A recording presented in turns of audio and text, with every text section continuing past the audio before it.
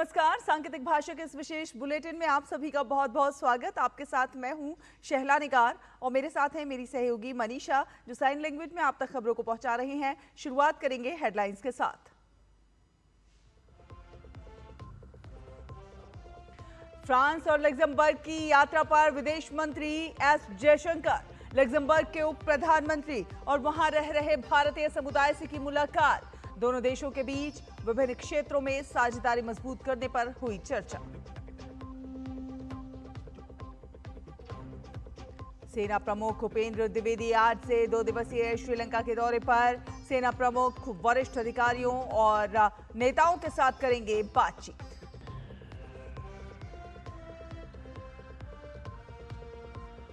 पूरे उत्तर भारत में कड़ाके की ठंड, कई राज्यों में ऑरेंज अलर्ट जारी। मौसम विभाग के मुताबिक आने वाले दिनों में और गिरेगा पारा।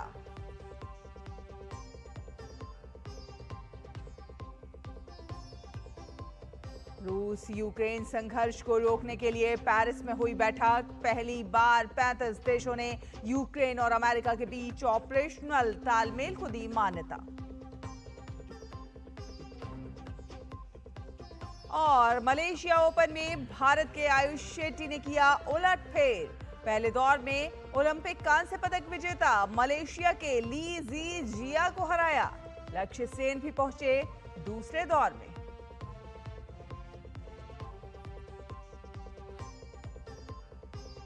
तो आपको बता दें, विदेश मंत्री डॉक्टर एस जयशंकर इस समय लग्जमबर्ग के दौरे पर हैं। दौरे के दौरान उन्होंने अपने समकक्ष लग्जमबर्ग के डिप्टी प्रधानमंत्री और विदेश मंत्री जेवियर वेटेल से मुलाकात की। बैठक में भारत लग्जमबर्ग द्विपक्षीय सहयोग और वैश्विक स्थिति पर व्यापक चर्चा हुई। इसके साथ ही वित्त, निवेश, डिजिटल, एआई, स्पेस और टैलेंट मोबिलिटी जैसे क्षेत्रों में सहयोग बढ़ाने पर विचार विमर्श किया गया। दोनों नेताओं ने भारत यूरोपीय संघ संबंधों को और गहरा करने पर भी सहमति जताई। इसके साथ ही उन्होंने लग्जमबर्ग में रह रहे भारतीय समुदाय के साथ बातचीत की। इस दौरान उन्होंने राजनीतिक, व्यापार और टेक्नोलॉजी के क्षेत्रों में भारत लग्जमबर्ग साझेदारी को मजबूत करने पर जोर दिया। साथ साथ भारत लग्जमबर्ग संबंधों को आगे बढ़ाने में प्रवासी भारतीयों के योगदान की सराहना की। और थल सेना प्रमुख जनरल उपेंद्र द्विवेदी श्रीलंका की यात्रा पर हैं। अपनी यात्रा के दौरान जनरल द्विवेदी श्रीलंका के रक्षा सेवा कमान और स्टाफ कॉलेज में अधिकारियों को संबोधित करेंगे। इसके साथ ही वो इंडियन पीस कीपिंग फोर्स युद्ध स्मारक जाकर भारतीय सैनिकों के सर्वोच्च बलिदान के प्रति अपनी श्रद्धांजलि अर्पित करेंगे। श्रीलंका के 2 दिवसीय यात्रा के दौरान जनरल द्विवेदी श्रीलंकाई सेना के कमांडर, रक्षा उप मंत्री सहित वरिष्ठ सैन्य और नागरिक नेतृत्व के साथ बातचीत करेंगे। श्रीलंका से पहले सेना प्रमुख संयुक्त अरब अमीरात के दौरे पर थे। यूएई यात्रा के दौरान दोनों देशों के बीच कई रणनीतिक पहलुओं पर चर्चा हुई। जनरल द्विवेदी की ये यात्रा हिंद महासागर क्षेत्र और पश्चिम एशिया में भारत की रणनीतिक दृष्टि से काफी अहम मानी जा रही है। उपराष्ट्रपति सीपी राधाकृष्णन नई दिल्ली में sing, dance and leadership lessons from the teachings of Srila Prabhupada पुस्तक का विमोचन करेंगे। यह पुस्तक प्रभुपाद से संबंधी ज्ञान पर केंद्रित है, जिसमें प्राचीन भारतीय दर्शन को आधुनिक प्रबंधन के साथ मिश्रित किया गया है। मशहूर लेखक डॉक्टर हिंदोल सेन गुप्ता ने इस पुस्तक को लिखा है। केंद्रीय मंत्री गजेंद्र सिंह शेखावत इस कार्यक्रम में विशिष्ट अतिथि के तौर पर शामिल होंगे।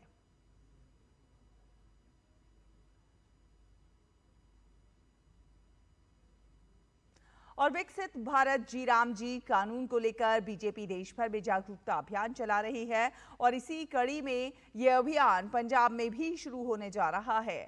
पंजाब बीजेपी जी राम जी कानून को लेकर जागरूकता अभियान की शुरुआत आज से फाजिलका जिले से करने जा रही है। सुबह 10:30 बजे बीजेपी प्रदेश अध्यक्ष सुनील जाखड़ फाजिलका के गांव खीऊ वाली ढाब से अभियान का आगाज करेंगे। इस दौरान बीजेपी न केवल इस कानून से आने वाले बदलाव के बारे में बताएगी, बल्कि विपक्ष की तरफ से फैलाई जा रही तमाम भ्रांतियों का जवाब भी देगी।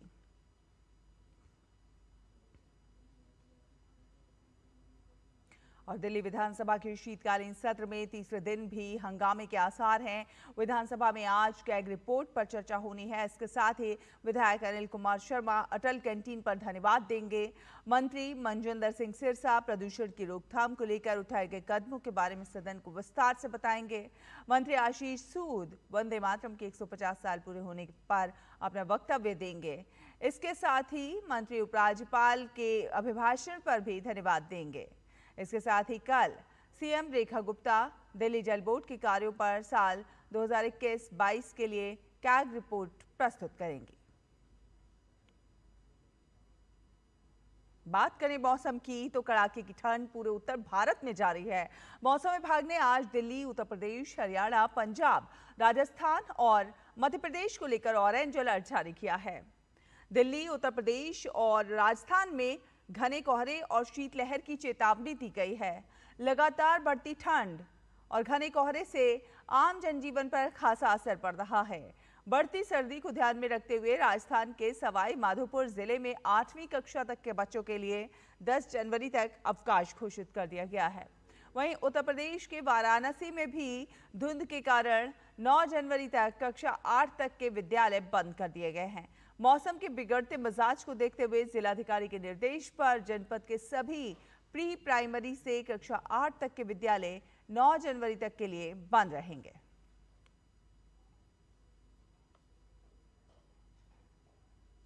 सूचना एवं प्रसारण मंत्रालय के तहत स्टार्टअप एक्सेलरेटर पहल वेवएक्स ने मीडिया, मनोरंजन, ब्रॉडकास्टिंग और संचार टेक्नोलॉजी में इनोवेशन, इंक्यूबेशन और एंटरप्रेन्योरशिप को मजबूत करने के लिए आईआईटी दिल्ली के foundation for innovation and technology transfer FITT के साथ एक समझौता ज्ञापन पर हस्ताक्षर किए। ये MOU कल दिल्ली में सूचना एवं प्रसारण मंत्रालय के सचिव संजय जाजू की उपस्थिति में वेवएक्स और FITT की टीमों द्वारा हस्ताक्षरित किया गया।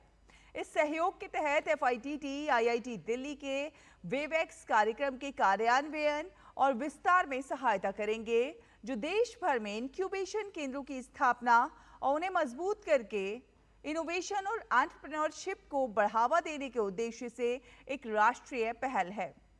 FITT इंक्यूबेटर सेटअप के लिए रणनीतिक और परिचालन मार्गदर्शन प्रदान करेगा।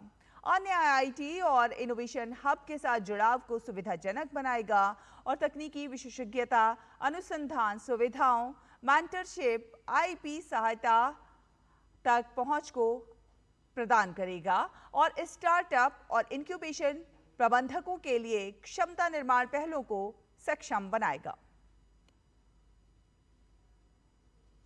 आगे बढ़ेंगे। आपको बता दें, बंगाल की खाड़ी क्षेत्र में स्वास्थ्य सहयोग को सुदृढ़ करने की दिशा में एक महत्वपूर्ण कदम उठाते हुए बिम्स्टेक देशों के लिए कैंसर केयर क्षमता निर्माण कार्यक्रम के दूसरे चरण की शुरुआत की गई है। ये कार्यक्रम टाटा मेमोरियल सेंटर के होमी भाभा कैंसर अस्पताल और अनुसंधान केंद्र विशाखापट्टनम में चल रहा है। ये 4 सप्ताह का विशेष प्रशिक्षण कार्यक्रम है, जिसके तहत बिम्स्टेक सदस्य देशों के 35 कैंसर केयर विशेषज्ञों को आधुनिक कैंसर प्रबंधन और उपचार संबंधी प्रशिक्षण दिया जाएगा। इस पहल की घोषणा प्रधानमंत्री नरेंद्र मोदी ने 6ठे बिम्स्टेक शिखर सम्मेलन के दौरान की थी।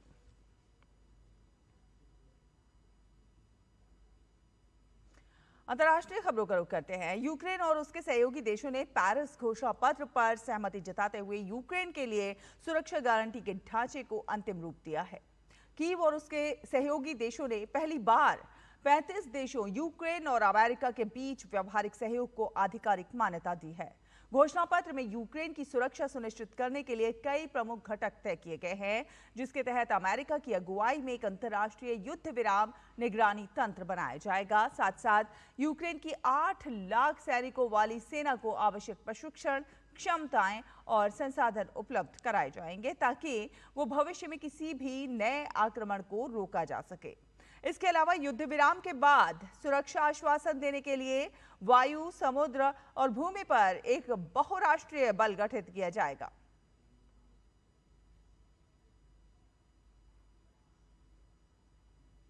बात करें खेलों की तो मलेशिया ओपन सुपर 1000 टूर्नामेंट भारतीय बैडमिंटन खिलाड़ी लक्ष्य सेन ने जीत के साथ शानदार शुरुआत की।